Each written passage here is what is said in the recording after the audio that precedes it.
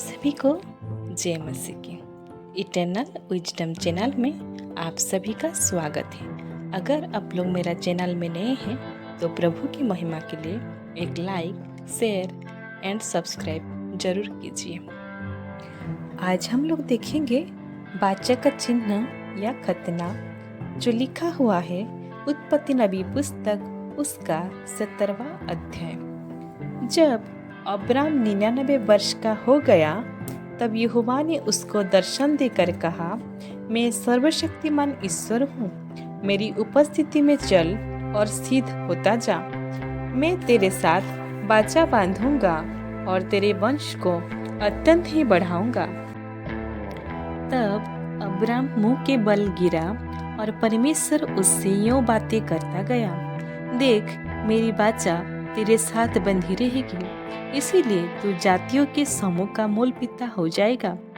इसलिए अब से तेरा नाम अब्राम ना रहेगा, परंतु तेरा नाम अब्राहम होगा, क्योंकि मैंने तुझे जातियों के समूह का मूल पिता ठहरा दिया है। मैं तुझे अत्यंत फलवंत करूंगा और तुझको जाति जाति का मूल बना दूंगा, और तेरे वंश में राजा उत्पन्न होंगे, और मैं तेरे साथ और तेरे पश्चात पीढ़ी पीढ़ी तक तेरे वंश के साथ भी इस आशय की योग्य योग्य के वाचा बांधता हूँ कि मैं तेरा और तेरे पश्चात तेरे वंश का भी परमेश्वर रहूँगा, और मैं तुझको और तेरे पश्चात तेरे वंश को भी यह सारा कनान देश जिसमें तू परदेसी होकर रहता है इस रीति दूंगा कि वह युग युग उनकी निज भूमि रहेगी, और मैं उनका परमेश्वर रहूंगा। फिर परमेश्वर ने अब्राहम से कहा, तू भी मेरे साथ बांधी हुई वाचा का पालन करना, तू और तेरे पश्चात तेरा वंश भी अपनी अपनी पीढ़ी में उसका पालन करे। मेरे साथ बांधी हुई वाचा जिसका पालन तुझे और तेरे पश्चात तेरे वंश को करना पड़ेगा, वह यह है, तुम में से एक एक पुरुष का खतना हो। तुम अपनी अपनी खलड़ी का खतना करा लेना। जो वाचा मेरे और तुम्हारे बीच में है उसका यही चिन्ह होगा। पीढ़ी पीढ़ी में केवल तेरे वंश ही के लोग नहीं, पर जो तेरे घर में उत्पन्न हुआ हो अथवा परदेशियों से रुपा देकर मोल लिया जाए, ऐसे सब पुरुष भी जब 8 दिन के हो जाए तब उनका खतना किया जाए। जो तेरे घर में उत्पन्न हो अथवा तेरे रुपए से मोल लिया जाए, उसका खतना अवश्य ही किया जाए। इस प्रकार मेरी वाचा जिसका चिन्ह तुम्हारी देह में होगा वह योग्य योग्य रहेगी। जो पुरुष खतना रहित रहे अर्थात जिसकी खलड़ी का खतना ना हो, वह प्राणी अपने लोगों में से नष्ट किया जाए, क्योंकि उसने मेरे साथ बांधी हुई वाचा को तोड़ दिया। फिर परमेश्वर ने अब्राहम से कहा, तेरी जो पत्नी सारे हैं उसको तू अब सारे ना कहना, उसका नाम सारा होगा।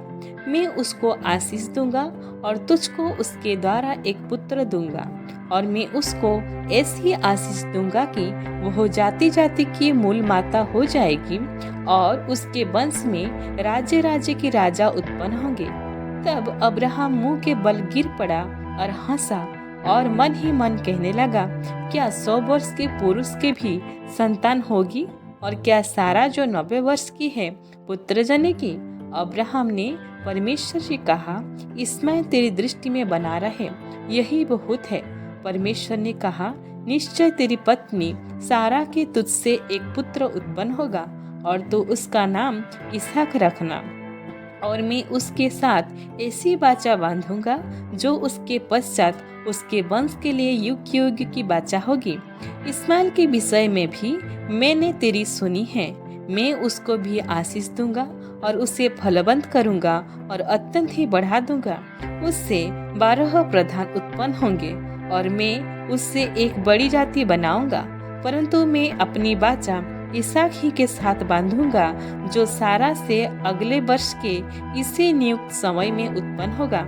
तब परमेश्वर ने अब्राम से बातें करनी बंद कर की और उसके पास से ऊपर चढ़ा गया। तब अब्राहम ने अपने पुत्र इस्माइल को लिया और उसके घर में जितने उत्पन्न हुए थे और जितने उसके रुपए से मोल लिए गए थे, अर्थात उसके घर में जितने पुरुष थे, उन सबों को लेके उसी दिन परमेश्वर के वचन के अनुसार उनकी खलड़ी का खतना किया। जब अब्राहम की खलड़ी की खतना हुआ तब वो 99 वर्ष का था, और जब उसके पुत्र इस्माइल की खलड़ी का खतना हुआ तब वह 13 वर्ष का था। अब्राहम और उसके पुत्र इस्माइल दोनों का खतना एक ही दिन हुआ, और उसके घर में जितने पुरुष थे जो घर में उत्पन्न हुए तथा जो परदेशियों के हाथ से मोल लिए गए थे, सबका खतना उसके साथ ही हुआ। ईश्वर इस छोटा सा वचन से हम सभी को आशीष दे। आमीन।